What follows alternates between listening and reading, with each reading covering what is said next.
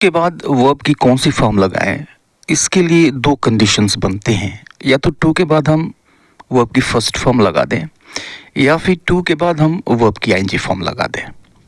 जैसे इस सेंटेंस को देखिए कि आई वांट टू, ये खाली जगह है, यहाँ पे क्या लगाएं? प्ले लगा दें या फिर प्लेइंग लगा दें?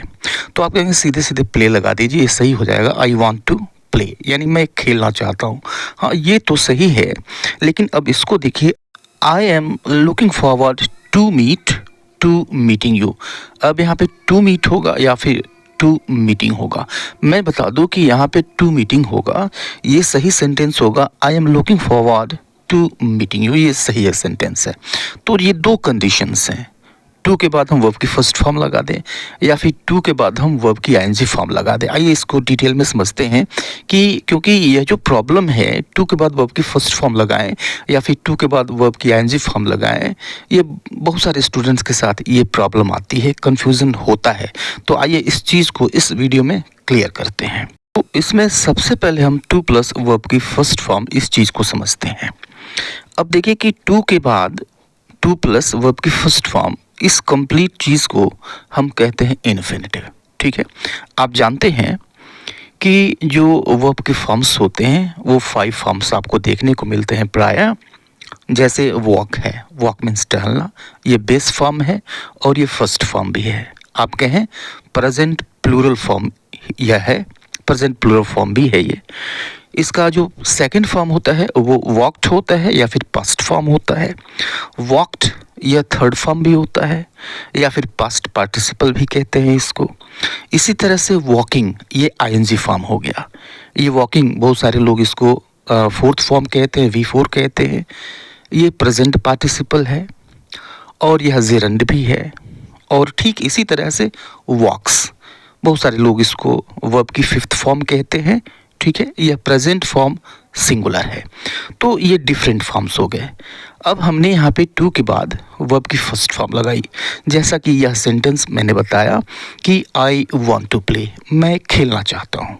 ठीक है, अब देखिए जज करिए कि यहाँ पे टू प्ले क्या है।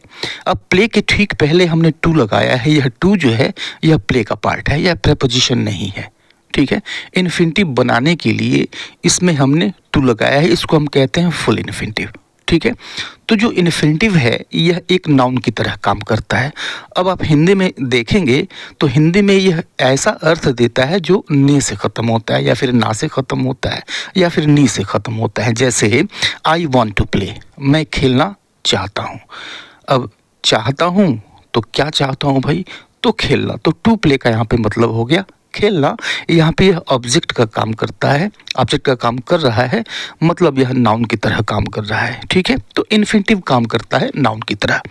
अब इस सेंटेंस को देखिए कि दे लाइक टू सिंग। ठीक है, दे लाइक टू सिंग यानी वे गाना पसंद करते हैं। ठीक है, तो वे पसंद करते हैं, क्या चीज़ पसंद करते हैं भाई? टू सिंग यानी गाना। ये भी ना से ख़त्म हो रहा है। ठीक है, और यह एक नाउन है, इन्फिनिटिव है, नाउन की तरह से काम कर रहा है क्योंकि यह ऑब्जेक्ट के रूप में आया हुआ है। अब इसको हम ऐसे भी लिख सकते हैं, दे लाइक सिंगिंग, वे गाना पसंद करते हैं। ठीक है, अब देखिए सिंगिंग आ गया, टू सिंग के बजाय सिंगिंग आया। अब इस सिंगिंग के पहले टू नहीं आएगा, टू सिंग कह लीजिए या फिर सिंगिंग कह लीजिए, ये दोनों सेंटेंसेस सही हैं और इन दोनों सेंटेंसेस का अर्थ है मैं गाना पसंद करता हूँ। अब ये हो गया जेरंड, वर्ब की आईएनजी फॉर्म हो गई, ये हो गई जेरंड। ठीक है, अब इस जेरंड के पहले कोई प्रपोजिशन नहीं आया। ठीक है, तो जेरंड भी इन्फिनिटिव की तरह से नाउन का काम करता है। ठीक है, इस सेंटेंस को देखिए, शी लव्स टू डांस यानी वह नाचना पसंद करती है।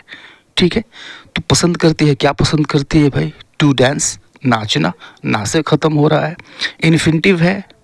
ओके, और यह ऑब्जेक्ट की तरह से आया हुआ है। इसको हम ऐसे भी कह सकते हैं, शी लव्स डांसिंग, वह नाचना पसंद करते हैं, इसका भी मतलब वही है। अब यहाँ पे डांसिंग जेरंड है, ये भी नाउन की तरह से आया हुआ है। और देखिए नाचना, यह भी ना से ख़त्म हो रहा है, नाउन की तरह काम कर रहा है। ठीक है, तो इसका मतलब ये हुआ कि जो टू प्लस वर्ब की फर्स्ट फॉर्म है, इसका मीनिंग वही है जो वर्ब की आईएनजी फॉर्म का है। दोनों को जो मीनिंग है वो लगभग सेम है। ठीक है, इन्फिनिटिव और जेरंड ये एक ही तरह के काम करते हैं, एक ही जैसा अर्थ देते हैं। ठीक है। और यहाँ देखिए कि टू एक प्रीपोजिशन है। अभी हमने देखा कि टू ले करके वर्ब की फर्स्ट फॉर्म के साथ हमने फुल इन्फिनिटिव बनाया, ठीक है। लेकिन वहाँ पे टू प्रीपोजिशन नहीं था, लेकिन टू एक प्रीपोजिशन भी है, ठीक है। तो प्रीपोजिशन के ठीक बाद नाउन आता है, ओके, आ सकता है। जैसे आई बॉट अ नाइफ, मैंने एक चाकू खरीदा फॉर कटिंग वेजिटेबल्स, सब्जियों को काटने के लिए। तो फॉर आया और फॉर के बाद क्या आया, कटिंग आया। यह कटिंग क्या है, जेरंड है, ठीक है। नाउन की तरह से यह काम करता है, जो जेरंड होता है वो नाउन की तरह से काम करता है। तो जेरंड के ठीक पहले फॉर आया, आ सकता है। ठीक इसी तरह से we watch videos for learning English, यानी हम अंग्रेजी सीखने के लिए वीडियोज़ देखते हैं। यहाँ पर लर्निंग ये भी जेरंड है और इसके ठीक पहले फॉर यानी प्रपोजिशन आया हुआ है, तो आता है। We came back after eating dinner, यानी हम खाना खाने के बाद चले आए, रात का भोजन करने के बाद हम वापस आ गए। तो ईटिंग जेरंड है और इसके ठीक पहले प्रीपोजिशन आया हुआ है। अब मैं यहाँ पे आपको ये बताने की कोशिश कर रहा हूँ कि जेरंड के पहले प्रीपोजिशन आ सकता है, ठीक है। टू भी एक प्रीपोजिशन है, तो फिर टू के ठीक बाद जेरंड क्यों नहीं आ सकता? बिल्कुल आ सकता है। जैसे आप एग्जाम्पल देखिए, जैसे कि आई टी टू कॉफ़ी, ठीक है। I prefer tea to coffee, यानी मैं कॉफ़ी की अपेक्षा चाय पसंद करता हूँ, ठीक है। अब यहाँ पर देखिए कि टू के ठीक बाद क्या आया, कॉफ़ी आया, जो कि नाउन है, यानी टू यानी प्रेपोजिशन प्लस नाउन। अब यहाँ पे चूंकि जेरंड भी नाउन का काम करता है, तो यहाँ पे कॉफ़ी यानी नाउन की जगह हम जेरंड भी प्रयोग कर सकते हैं, ठीक है। जैसे she prefers giving to taking, सिर्फ प्रेफर्स गिविंग टू टेकिंग, इसका मतलब ये हुआ कि वह लेने की बजाय देना ज़्यादा पसंद करती है, लेने की बजाय लेने की अपेक्षा देना पसंद करती है, ठीक है। तो वह पसंद करती है, क्या चीज़ पसंद करती है, गिविंग देना, और टू टेकिंग लेने के बजाय, राइट। तो टू के बाद आप देखा कि टेकिंग क्या है, जेरंड है। टू के बाद वर्ब की फर्स्ट वर्ब की आईएनजी फॉर्म आ गई, ठीक है। वही कंडीशन फॉरवर्ड के साथ भी है। एक अलग से एक दूसरा सेंटेंस देखिए कि आई डू साइकिलिंग, यानी मैं साइकिल चलाने की अपेक्षा टहलना ज़्यादा पसंद करता हूँ, प्रेफर करता हूँ, ठीक है। तो walking to cycling, to plus verb की आईएनजी फॉर्म यानी टू, यहाँ पे साइकिलिंग जेरंड है, ठीक है। इसी तरह से जो एग्जाम्पल मैंने दिया था उस चीज़ को समझिए कि I am looking forward to meeting you, इसका मतलब हिंदी में ये हुआ कि मैं तुमसे मिलने की उम्मीद कर रहा हूँ। लुक फॉरवर्ड टू यानी मिलने की उम्मीद करना, ठीक है। लुक फॉरवर्ड टू, और जब लुक फॉरवर्ड टू यह एक ऐसा फ्रेजल वर्ब है जिसके ठीक बाद हम वर्ब की आईएनजी फॉर्म यूज़ करते हैं, जेरंड यूज़ करते हैं। इसलिए यहाँ पे मीटिंग सही है, मीट सही नहीं है। I am looking forward to meeting you, ठीक है। यहाँ पे प्रेपोजिशन है प्लस जेरंड है, ठीक है। जैसा कि अभी पीछे के एग्जाम्पल्स में हमने देखा, टू के ठीक बाद जेरंड का यूज होता है, हो सकता है। कुछ पर्टिकुलर वर्ब्स हैं, कुछ थोड़े से केसेस हैं जहाँ पर ये कंडीशन आपको देखने को मिलेगी। कुछ और एग्जांपल्स लीजिए कि I am looking forward to my selection, I am looking forward to my selection, यानी इसका मतलब ये हुआ कि मैं अपने सेलेक्ट होने की उम्मीद करता हूँ, राइट। तो टू के बाद क्या आया भाई, ये पूरा का पूरा नाउन फ्रेज है, पूरा का पूरा नाउन फ्रेज। एक नाउन, ये फ्रेज है माय सिलेक्शन, नाउन फ्रेज की तरह से काम कर रहा है, नाउन की तरह से काम कर रहा है, ठीक है। तो फॉरवर्ड टू के बाद जब नाउन आ सकता है तो जेरंड क्यों नहीं आ सकता? जेरंड आ सकता है, जैसा अभी पीछे हमने एग्जाम्पल में देखा लुक फॉरवर्ड के साथ, ठीक है।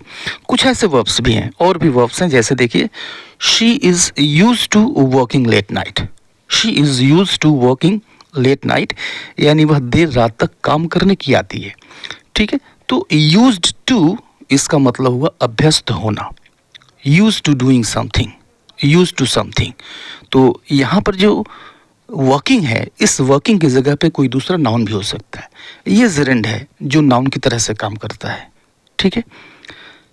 वैसे ही ठीक इसी तरह से he is accustomed to telling a lie, he is accustomed, तो अकस्टम्ड टू समथिंग यानी किसी चीज़ के प्रति अभ्यस्त होना, आदि होना। He is accustomed to telling a lie, यानी वह झूठ बोलने की आदि है। हमने देखा कि यूज्ड टू का जो अर्थ है वह निकलता है अभ्यस्त होना, लेकिन जब आप इसको वर्ब की तरह से इस्तेमाल करते हैं तो इसका अर्थ निकलता है किया करता था या फिर किया करती थी। जैसे she used to work late night, यानी वह देर रात तक काम किया करती थी। तो यूज्ड टू वर्क किया करती थी, ऐसा अर्थ निकलता है। ठीक है, अब यहाँ पे टू वर्क यह एक इन्फिनिटिव है, यूज्ड के बाद इन्फिनिटिव यूज होता है।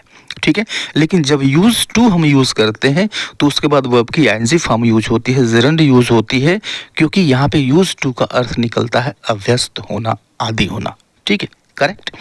एक एग्जाम्पल, एक वर्ब और ऐसा है, एक एग्जाम्पल और लेते हैं, कॉमिटेड। ठीक है, जैसे I am committed to delivering my best. इसका मतलब ये हुआ कि मैं अपना सर्वश्रेष्ठ देने के लिए कटिबद्ध हूँ। अब कटिबद्ध होने का मतलब है दृढ़ प्रतिज्ञ होना। ठीक है, पक्का निश्चय कर लेना कि मैं अपना मैं बेस्ट दूंगा। तो I am committed to delivering my best. ठीक है, तो ये थोड़े से कुछ वर्ब्स हैं जिस कंडीशन में हमको टू के ठीक बाद वर्ब की आईएनजी फॉर्म लगानी होती है। ऐसे वर्ब्स को आपको याद रखना होगा। तो आज के लिए इतना ही, मिलता है नेक्स्ट वीडियो में, तब तक के लिए goodbye and take care.